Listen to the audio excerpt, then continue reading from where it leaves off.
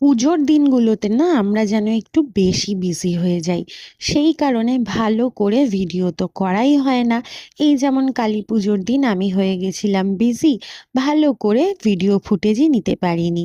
তাই ভাবলাম কালী পুজোর পরদিন সবাই মিলে চলে গেছিলাম ঠাকুর দেখতে, সেই ফুটেজটাই তোমাদের সঙ্গে শেয়ার করি।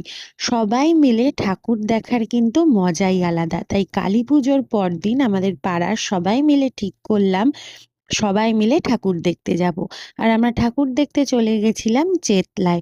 তবে চেতলায় যখন আমি প্রথমবার এই রক্তচামুন্ডা মাকে দেখি, আমি কিন্তু প্রচণ্ড পরিমাণে ভয় পেয়ে গেছিলাম। তবে আমার মতো যারাই এখানে প্রথমবার আসবে, তারাই কিন্তু মায়ের এই মূর্তি দেখে ভীষণ ভয় পেয়ে যাবে। আমি যদিও এখন অনেকবার দেখেছি তাই এখন ভয় লাগে না। তবে আমাদের এখানে কিন্তু চেতলার পুজো ভীষণই বিখ্যাত।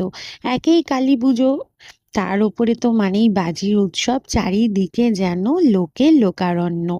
এদিকে দুর্গাপুজো শেষ হয়ে গেছিল বলে বেশ মন খারাপ লাগছিল, কিন্তু এখানে আসার পর এত লোকের ভিড় দেখে আবারও যেন মনে হচ্ছিল সেই দুর্গাপুজোয় ফিরে গেছি। আফটার অল আমরা বাঙালি, আর আমাদের বাঙালিদের 12 মাসে 13টা পার্বণ।